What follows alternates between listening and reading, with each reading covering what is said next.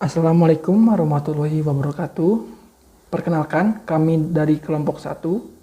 Kami akan mempresentasikan tentang segmentasi pasar dalam perilaku konsumen yang terdiri dari Evi Mirwansyah 2018-05-10-292, Hengki Setiawan 2018-05-10-113, Imam Malik 2018-05-10-328, Megi Dery Setiawan 2018-05-10-210, Tuti Nur Indarwati 2018-05-10-252, Syafli Amjar 2018-05-10-322.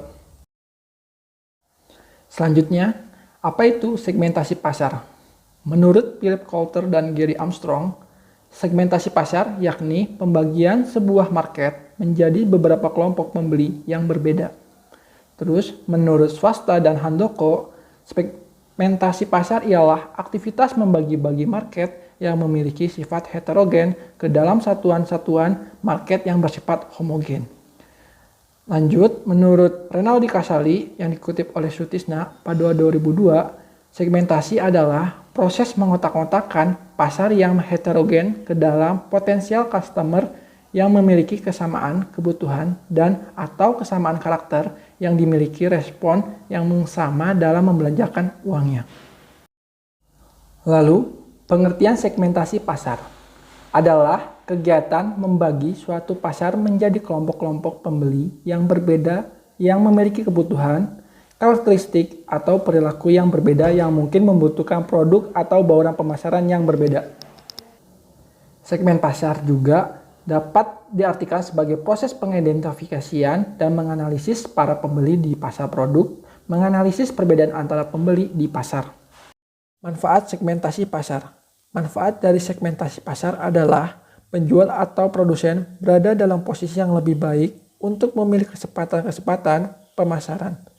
Penjual atau produsen dapat menggunakan pengetahuannya terhadap respon pemasaran yang berbeda-beda, sehingga dapat mengalokasikan anggarannya secara lebih tepat pada berbagai segmen. Penjual atau produsen dapat mengatur produk lebih baik dan daya tarik pemasarannya. Tingkat segmentasi pasar. Pembelian mempunyai kebutuhan dan keinginan yang unik. Setiap pembeli berpotensi menjadi pasar yang terpisah. Oleh karena itu, segmentasi pasar dapat dibangun pada beberapa tingkat yang berbeda. Yang pertama, pemasaran massal. Pemasaran massal berfokus pada produksi massal, distribusi massal, dan promosi massal untuk produk yang sama dalam cara yang hampir sama keseluruhan konsumen. Yang kedua, pemasaran segmen. Pemasaran segmen menyadari bahwa pembeli berbeda dalam kebutuhan, persepsi, dan perilaku pembelian. Yang ketiga, pemasaran ceruk. Pemasaran ceruk atau marketing niche berfokus pada subgrup di dalam segmen-segmen. Suatu ceruk adalah suatu grup yang didefinisikan dengan lebih sempit. Yang keempat, pemasaran mikro. Praktik penyesuaian produk dan program pemasaran agar cocok dengan cita rasa individu atau lokasi tertentu, termasuk dalam pemasaran mikro adalah pemasaran lokal dan pemasaran individu. Pola segmentasi pasar. Pada garis besarnya, kita mengenal 3 pola dasar untuk mengelompokkan pasar, yaitu geographic segmentation. Pengelompokan didasarkan atas daerah di mana para penjual membeda-bedakan secara teliti. Kira-kira daerah mana yang bisa memberikan keuntungan yang berbeda-beda. Pengacir kecil dapat pula membedakan langganan dari daerahnya sendiri dengan daerah lainnya. Produsen nasional menggolongkan langganan menurut daerah penjualan. Selanjutnya, demographic segmentation. Ini dimaksudkan untuk membedakan berbagai macam kelompok dari dasar keadaan suatu masyarakat yang berubah, seperti misalnya pengelompokan dalam bidang umur, jenis kelamin, dan besarnya family, pendapatan, jabatan kepala keluarga, pendidikan, siklus penghidupan keluarganya, pengelompokan dalam bidang agama, sosial, dan suku. Lalu, psychographic segmentation. Dengan psychographic segmentation ini kita dapat mencoba membedakan berbagai macam kebutuhan pembeli atau timbul sebagai hasil dari kenyataan bahwa kebutuhan pembeli lebih berbeda sepanjang lifestyle atau personality life daripada democratic life.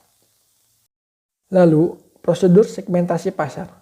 Untuk mengidentifikasi segmen utama dalam suatu pasar dibutuhkan suatu prosedur yang terdiri atas 3 tahap, seperti berikut. Tahap pertama, tahap survei. Pada tahap ini, periset harus melakukan wawancara untuk mencari penjelasan dan membentuk kelompok fokus untuk mendapatkan pemahaman atas motivasi, sikap, dan perilaku konsumen. Selanjutnya, periset menyiapkan kuesioner dalam rangka untuk mengumpulkan data mengenai atribut yang dibutuhkan. Tahap yang kedua yaitu tahap analisis. Periset menerapkan analisis faktor terhadap data untuk membuang variabel-variabel yang berkorelasi tinggi. Kemudian, periset menerapkan analisis kelompok untuk menghasilkan jumlah segmen yang berbeda-beda secara maksimum. Yang ketiga, tahap pembentukan. Masing-masing kelompok dibentuk berdasarkan perbedaan sikap, perilaku, demografis, psikografis, dan pola media. Masing-masing segmen dapat diberi nama berdasarkan sifat-sifat dominan yang ada pada kelompok tersebut. Dasar segmentasi pasar. Dasar-dasar untuk membuat segmentasi pasar konsumen dapat dikelompokkan menjadi beberapa variabel. Variabel yang digunakan dalam melakukan segmentasi pasar konsumen berbeda dengan segmentasi pasar bisnis. Ada 4 variabel utama yang biasa digunakan sebagai dasar-dasar pengelompokan pasar, yaitu segmentasi demografis, segmentasi geografis, segmentasi psikografis, dan segmentasi habit. Variabel geografis. Segmentasi geografis membagi pasar menjadi beberapa unit untuk secara geografis seperti negara, kota, atau kompleks perumahan. Sebuah perusahaan memutuskan untuk beroperasi dalam satu atau beberapa wilayah geografis ini atau beroperasi di wilayah tetapi tetap memperhatikan kebutuhan dan keinginan yang dijumpai. Yang kedua, variabel demografis. Segmen demografis adalah pengelompokan konsumen atas dasar keumuman, seperti usia, gender, pendidikan, pendapatan, dan selainnya. Sekalipun kesannya mudah, tetapi segmentasi semacam ini membutuhkan kejelian. Karena faktor keumuman konsumen lebih luas dan perlu analisis yang lebih cermat untuk menentukan kelompok pasar yang tepat. Yang ketiga, variabel psikografis. Segmentasi psikografis maksudnya adalah pengelompokan konsumen atas dasar kesukaan dan ketertarikan mereka pada produk tertentu. Bisa juga diarahkan pada konsumen yang menekuni suatu profesi dan hobi yang khusus. Yang keempat, variabel atau perilaku adalah pengelompokan konsumen agar ditinjau dari perilakunya terhadap produk yang ditawarkan, yang termasuk ukuran di dalamnya adalah pengetahuan, loyalitas, idealisme, serta respon konsumen. Kuis segmentasi pasar. Sebagai manajer, kita sering dihadapkan dengan menentukan segmentasi pasar yang paling cocok untuk bisnis kita.